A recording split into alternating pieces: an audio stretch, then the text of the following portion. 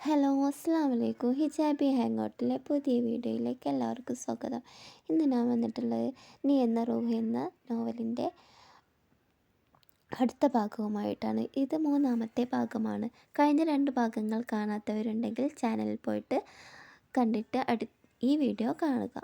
Okay, നമുക്ക് കഥയിലേക്ക് പോകാം. ഹോസ്പിറ്റലിൽ ഷാന പോയപ്പോൾ അവിടുന്ന് അനുവിനെ കണ്ടു. അനു ഒരുപാട്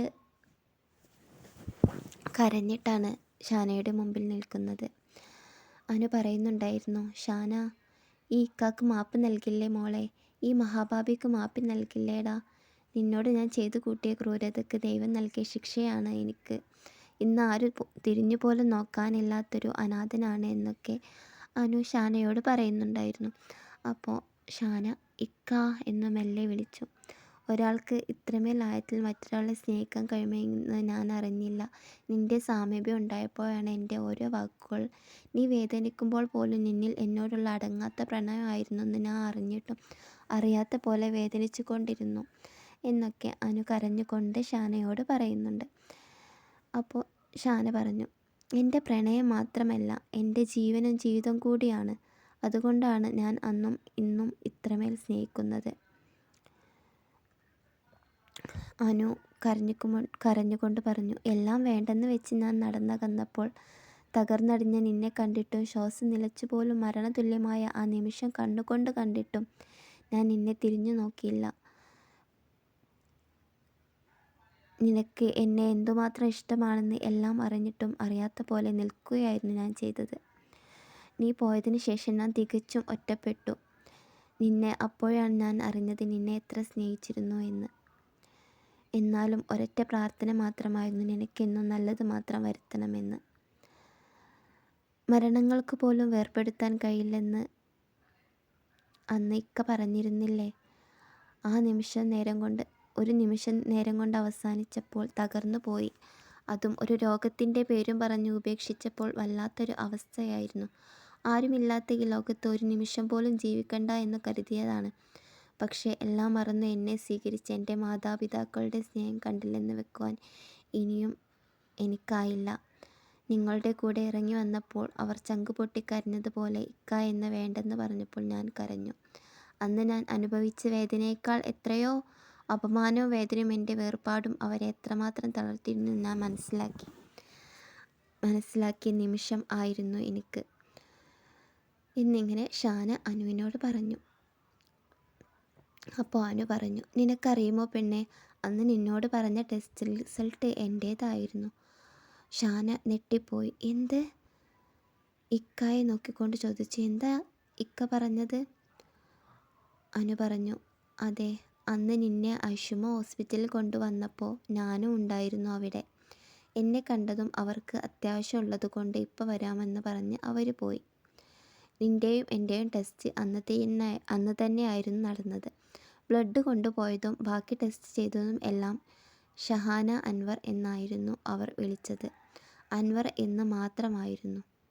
നീ പോയി റിപ്പോർട്ടിലെ പേര് പോലും നോക്കാതെയായിരുന്നു റിസൾട്ട് അറിയാൻ ശ്രമിച്ചത്. അന്ന് എന്നോട് സങ്കടത്തോടെ പറയുമ്പോൾ ഈ മാറാരോഗിയെ കൊണ്ട് ഞാൻ കഷ്ടപ്പെടുമല്ലോ എന്നൊരു ചിന്ത മാത്രമായിരുന്നു എൻ്റെ മനസ്സ് നിറയെ.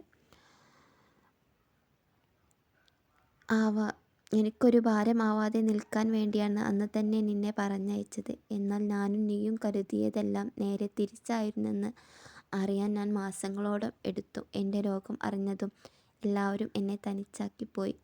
അന്ന് മുതൽ നീ എന്ന് കണ്ടു ആ കാലിൽ വീണ് മാപ്പ് പറയാൻ ഒത്തിരി കൊതിച്ചിരുന്നു. വേദന കാരണം റൂമിൽ നിന്ന് പുറത്തിറങ്ങാൻ കഴിയാതെ ആയി. വല്ലപ്പോഴും ആരെങ്കിലും എന്തേലും കഴിക്കാൻ കൊണ്ടു തന്നാൽ ആയി. വെള്ളം മാത്രം കുടിച്ച് ജീവിതം തള്ളി നീക്കുമ്പോൾ ഞാൻ അറിഞ്ഞു നീ എൻ്റെ വൻമരം എത്ര വലുതാണെന്ന് എന്നിങ്ങനെ അനു കരഞ്ഞുകൊണ്ട് ഷാനയെ നോക്കി പറഞ്ഞു.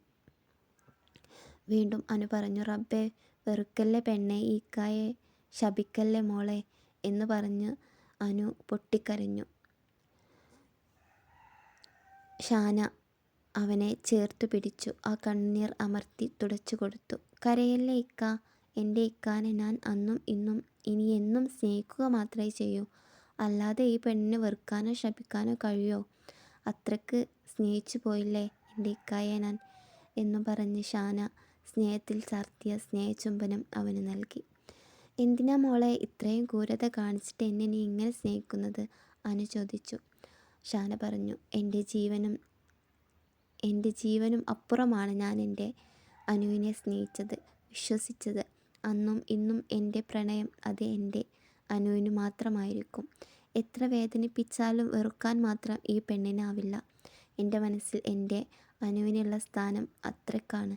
എത്ര മറക്കാൻ ശ്രമിച്ചാലും അതിനേക്കാൾ ആഴത്തിൽ എന്നിൽ വന്നു ചേരുകയാണ് എൻ്റെ അനുക്ക. ഒന്നുമില്ലേലും ഇക്ക എല്ലാം മറന്ന് എന്നോട് മാപ്പ് ചോദിച്ചല്ലോ, എനിക്ക് അത് മതി എന്നിങ്ങനെ ഷാന അനുവിനെ നോക്കി പറഞ്ഞു. എൻ്റെ ഇക്കയുടെ കൂടെ ഞാൻ എന്നും ഉണ്ടാവൂട്ടോ, അനുവിനോട് ഷാന പറഞ്ഞു. അപ്പോൾ അനു പറഞ്ഞു, മോളെ മാപ്പ് 1000 തവണ കാലിൽ വീണു ഞാൻ മാപ്പ് ചോദിക്കുന്നു എന്ന് പറഞ്ഞ് അനു അവളെ ചേർത്ത് പിടിച്ചു പൊട്ടിക്കരഞ്ഞു. ഉപ്പാൻ്റെ അടുത്തേക്ക് പോയി പൊട്ടിക്കരഞ്ഞുകൊണ്ട് മാപ്പ് ചോദിച്ചു. ഉമ്മാനോടും ഇക്കൂസിനോടും 1000 തവണ മാപ്പ് ചോദിച്ചു. വാക്കുകൾക്ക് വേണ്ടി അനു കഷ്ടപ്പെടുന്നത് പോലെ ഷാനയ്ക്ക് തോന്നി. ഷാന മനസ്സിൽ ചിന്തിച്ചു, എൻ്റെ ഇക്ക ഇപ്പോൾ ഒരുപാട് മാറിയിരിക്കുന്നു. ഞാൻ ഇക്കാൻ്റെ കൂടെ എന്നും ഉണ്ടാകണം എന്നിങ്ങനെ ഷാന ചിന്തിച്ചു. അങ്ങനെ ഷാന അനുവിൻ്റെ അടുത്ത് പോയി മെല്ലെ പറഞ്ഞു, എൻ്റെ ഉദരത്തിൽ കൈവച്ചു കൊണ്ട് എന്നെ തന്നെ വീഴ്ച നോക്കിയപ്പോൾ ഞാൻ പതിയെ പറയാൻ ശ്രമിച്ചു, അതെ അനുക്ക ഒരു ഉപ്പയാവാൻ പോവുകയാണ്. വാവച്ച് കേൾക്കുന്നുണ്ടാവും ഉപ്പാൻ്റെ കരച്ചിൽ. അതിൻ്റെ ദേഷ്യം എന്നെ ചവിട്ടിയും കുത്തിയും തീർക്കുന്നുണ്ട്. നിങ്ങളുടെ അല്ലേ കുട്ടി, അതുകൊണ്ട് തന്നെ അടങ്ങിക്കിടക്കുന്നത് എങ്ങനെയാണെന്നറിയില്ല. പൊന്നുമോൻ കണ്ണു തുടച്ച് വാവച്ചിയുടെ ഉമ്മാനെ ദ്രോഹിക്കല്ല എന്ന് പറ, ഷാന അനുവിനോട് പറഞ്ഞു. അനു ചെറിയൊരു പരിഭവത്തോടെ പറഞ്ഞു. കരഞ്ഞു കലങ്ങിയ കണ്ണുകൾ ഒരു തിളക്കമായിരുന്നു അപ്പോൾ ഷാന അനുവിൻ്റെ കണ്ണിൽ കണ്ടത്. അതിനുശേഷം അനു ഒരുപാട് ഷാനയെ വീണ്ടും സ്നേഹിച്ചു. ഷാന അനുവിനെ ഒരു കുഞ്ഞു കുട്ടികളെ നോക്കുന്നത് പോലെയായിരുന്നു നോക്കിയതും സംരക്ഷിച്ചതും. ഒരു ദിവസം അനു പറഞ്ഞു, പൊന്നൂസേ, എനിക്ക് നമ്മളെ വാവയെ കാണാൻ പറ്റുമോടാ? അതിനു മുമ്പേ എന്നെ റബ്ബ് വിളിക്കുമോ? വാവയെ കാണാനുള്ള ഭാഗ്യം പോലും റബ്ബ് ഈ പാപിക്ക് തരാതെ നിൽക്കുമോ? ഷാന പറഞ്ഞു, എന്തെന്നാ എൻ്റെ ഇക്ക പറയുന്നത്? നമ്മളെ വാവൻ്റെ കൂടെ ഒത്തിരി ജീവിക്കാനുള്ളതാണ്. ഇക്കാനെ അത്ര പെട്ടെന്നൊന്നും റബ്ബ് കൊണ്ടുപോയില്ല. കാരണം നല്ലവരെ മാത്രമേ റബ്ബ് നേരത്തെ കൊണ്ടുപോകൂ. അതുകൊണ്ട് നിങ്ങൾ പേടിക്കണ്ട മനുഷ്യ, ഇനിയും ജീവിക്കാൻ ഒത്തിരി ഉണ്ടത്രേ. നല്ലവർ ആദ്യം പോയി കഴിഞ്ഞോട്ടെ, എന്നിട്ട് നിങ്ങളെപ്പോലെയുള്ള ദുഷ്ടൻസിന് ചാൻസുള്ളൂ അത്രേ. കളിയോടെ കണ്ണുറുക്കിക്കൊണ്ടായിരുന്നു ഷാന ഇക്കാനോട് പറഞ്ഞത്.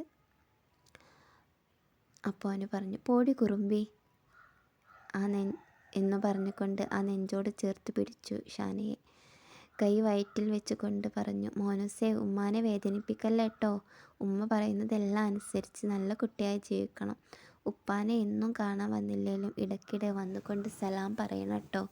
മോനുട്ടിക്ക് ഉപ്പച്ചി പേര് വിളിച്ചോട്ടോ, ആദം ഹംദ്. എങ്ങനെയുണ്ട്, ഇഷ്ടമായോ വാവയ്ക്ക്?